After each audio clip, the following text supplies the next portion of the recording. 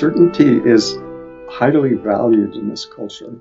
We sort of expect people, politicians, corporation heads,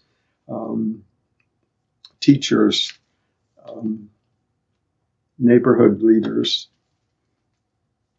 to be sure of themselves, confident, knowing what's right, having the right opinions, and believing them with great certainty. So that can be inspirational and might even be useful in certain settings, and that's fine. We don't need to argue with that, but that's how things seem to work in the ordinary world. The question that I'd like to talk about today is not what's functional or useful or success-driven in the ordinary world, but what is the benefit of sort of dialing down that level of certainty. Maybe, in our everyday world, we can play the role that we find ourselves in, that's fine. But in terms of investigating what's really true, we can look at what we know with certainty. Because there's a difference between belief and knowing, right? Belief just means, well, I don't really know. If I knew, I would call it a belief, right? A belief is something that I think is true, I hope is true, I'm afraid it might be true, and if I don't believe it, then what? Then, there might be a downside there.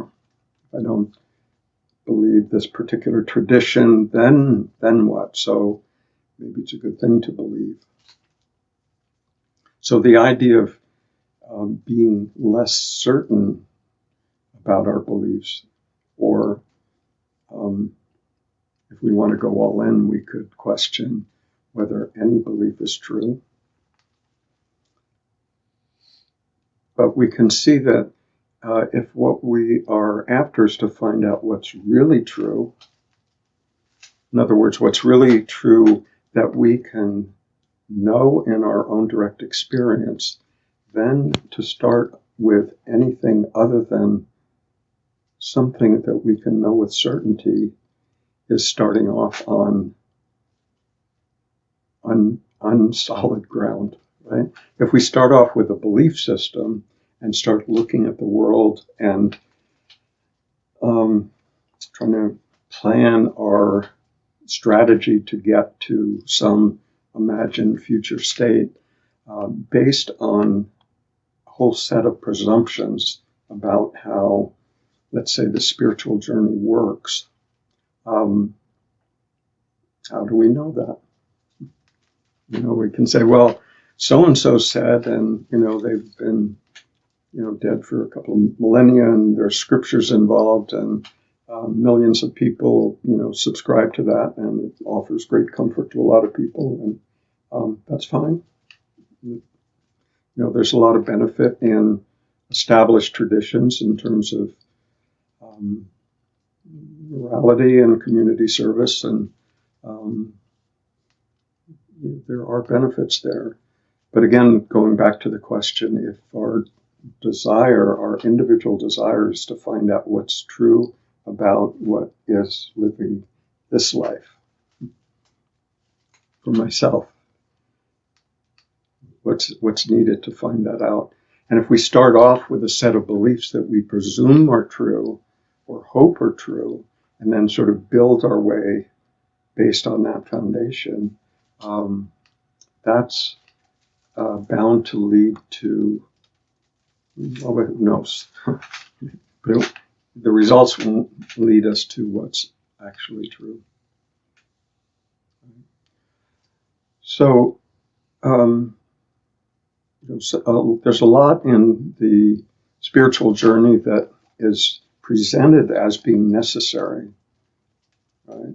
Adopting the right ideas, adopting the right morality, adopting meditation programs, certain practices, certain rituals, certain diets, certain behaviors. There's lots of things that are presented as necessary to qualify,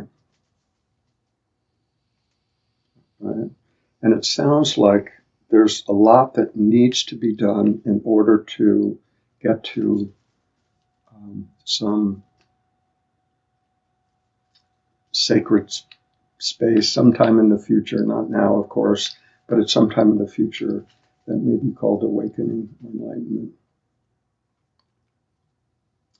But the question is, how do we know if any of that's true? I mean, do we know with certainty that, there's karma that needs to be fixed and conditioning that needs to be undone and certain diets to be adopted? And do we know that with certainty, or is that in the column under the heading of beliefs? Like, I believe it sounds reasonable, I'll go with that. It's not that it's wrong, but the question is, will it hasten our journey? We all have a limited time here on this planet, and so it's a valid question. What is necessary to awaken to this sense of being home, being sort of at ease in our own skin, okay with life as it's showing up, dropping our argument with life, feeling comfortable in our own existence, our own place in this world. So what's necessary for that? To find out what's actually living this life. So my suggestion is, rather than build that journey, strategize our 10, 20, 30-year plan to get from where we think we are now to where we imagine we will be at some future point, is to step back and really ask ourselves, what do we know now with certainty? And if we ask that question, really know with certainty, not just have taken on and sounds good and so-and-so said it was true, but what can we, on our own direct authority, in our own direct experience, what can we say with certainty? And I'd suggest that it's a really short list. I'd suggest that if there's more than one thing on the list, it's probably not true. So fortunately there's one thing. If there were 20 things, that would be a lot to investigate. But the fact that it's narrowed down to one thing is actually a good thing. So what's the one thing that we can say with certainty? And I'd suggest that the one thing that we can say is that I exist.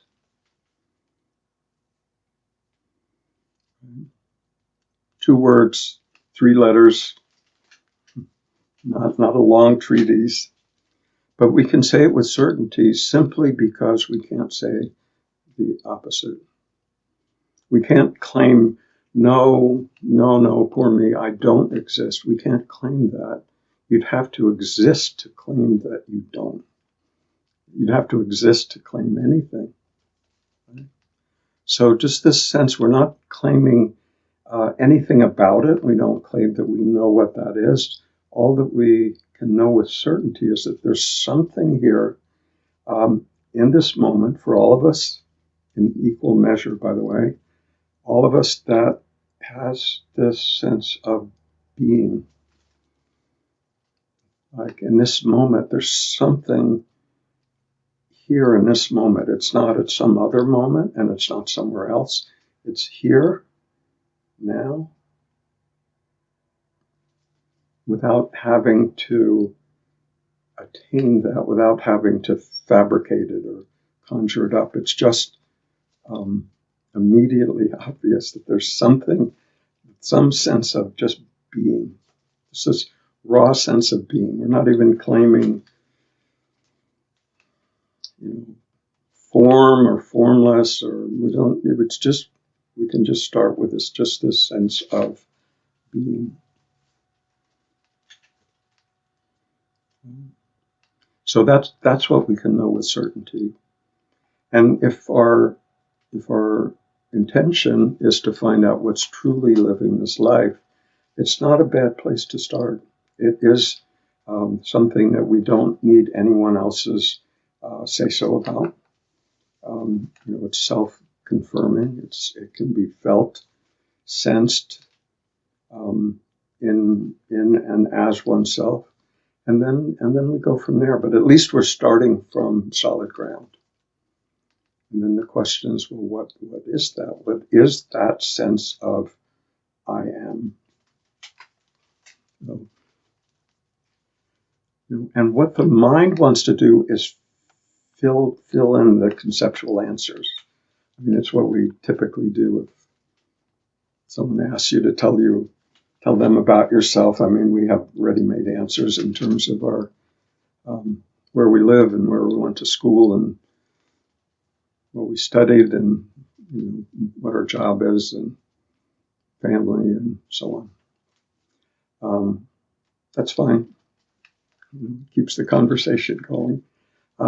But if we really are looking for what we truly are, we can see all of those things are circumstantial. They happened, yes. I'm not denying that they happened. But we can see that had we been born into a different family or a different situation or had different experiences, we would live in a different place or belong to a different political party, who knows, follow a different sports team. All of those are relatively true, but they are on the superficial level. And so any answer we can come up with, we can see that it is conceptual. It's an idea that we have about ourselves. It may, be relatively true. I may be, somebody who likes to succeed. I might be somebody that I like to spend time out in nature. I like to be alone, or I like to be with other people. All of that's fine, no problem. But the question is, who is it that's actually living that particular life? It doesn't actually matter that much what it is that we're, whether we're doing this or that. But there is a commonality that there's something, this sort of raw presence, just this knowingness of being. Just trying to use different words for the same sense of it. But the longer we can stay with just that sense of it, with curiosity, that has value. But to do that, we have to be comfortable with uncertainty, right? The more certain we are about what we think the answers are, the further astray we'll be. If we think we have the answers to that inquiry, and we can name them and present them and list them and have this adopted set of beliefs about who I am and how the other person is and how the world works and all of that. To the degree that we can do that is the degree that we are lost in mind. And the remedy is actually to be willing to be uncertain. That being uncertain just means that being certain is almost like, racehorses having the blinders on, just, I don't want to look at anything else. I don't want to consider anything else. I know what's true. I know who I am, and I know how the world works. Don't bother me with anything else. And I don't want to re-examine what I already believe. I mean, those are the defenses. Certainty, beliefs, skepticism, ignoring what's not comfortable. Sort of encasing ourselves in our own belief system. And the internet supports that. It knows what you want and gives it to you. And so it reinforces this sense of, I know what's right. Everything I read tells me that. So this uncertainty is just being willing to relax our insistence on being quite sure of what we think we know. And we find if we really look into this spiritual journey is much, much more about taking away things that we presumed were true. Much more about subtraction than an addition of things that we know. And what we find out over time that we know much less than what we thought we did. Not about, we can still get paid and go to work and all of that. I'm not talking about that. But just in terms of what's actually living this life, what we find out is that it's intimately familiar and totally mysterious. And so all the ideas that we have about it, heaven and hell, reward and punishment, good and bad, right and wrong, all of that is imposed on the reality of life itself.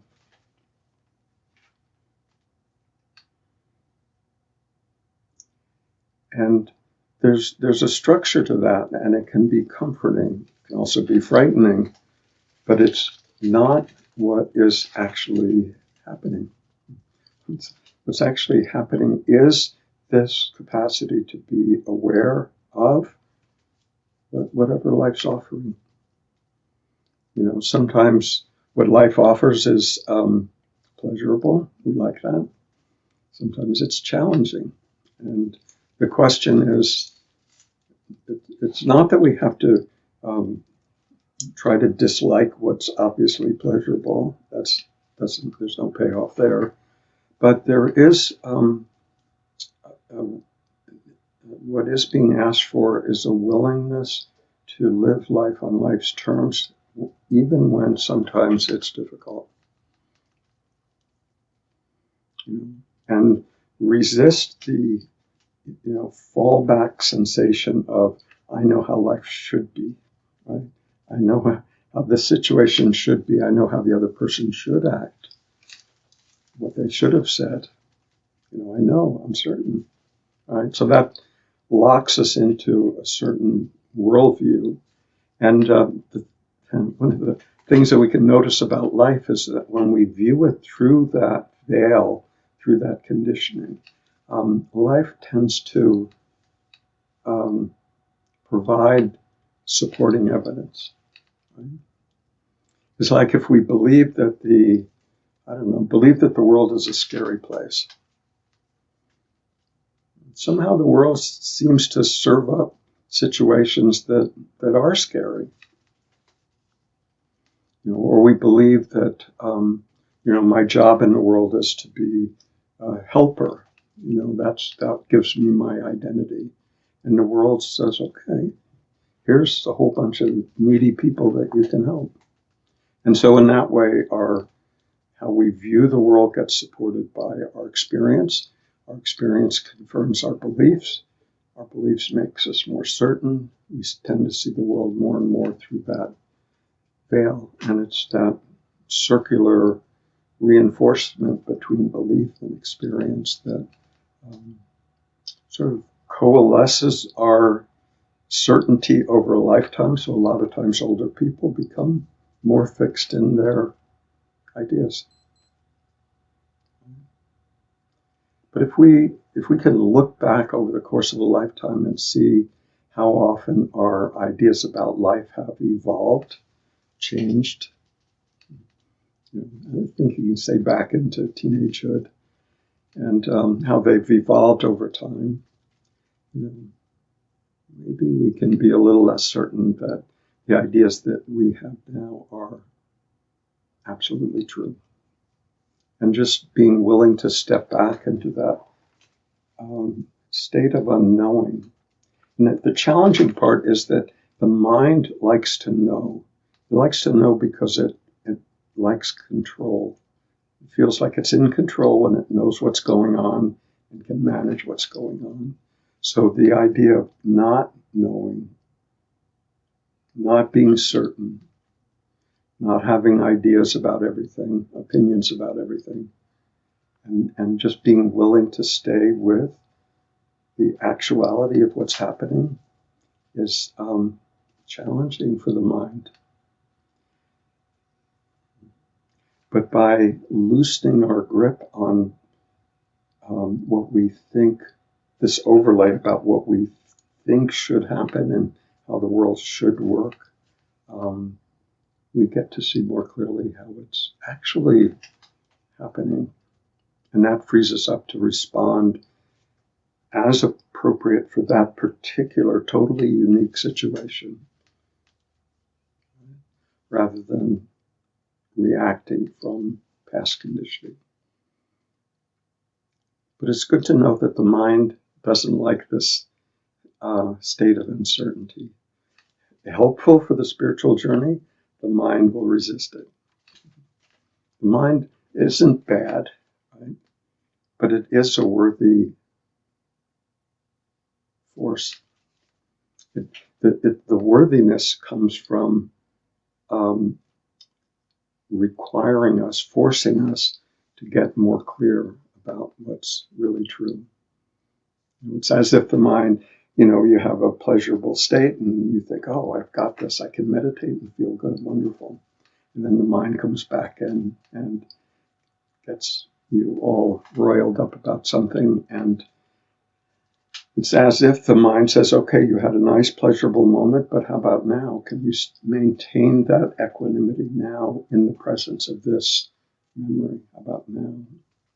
So in that way, the mind is always refining, or at least has the potential to always refine our understanding. So it's useful to become more comfortable with this sense of not knowing. It just opens us, makes us available to see how life is really unfolding.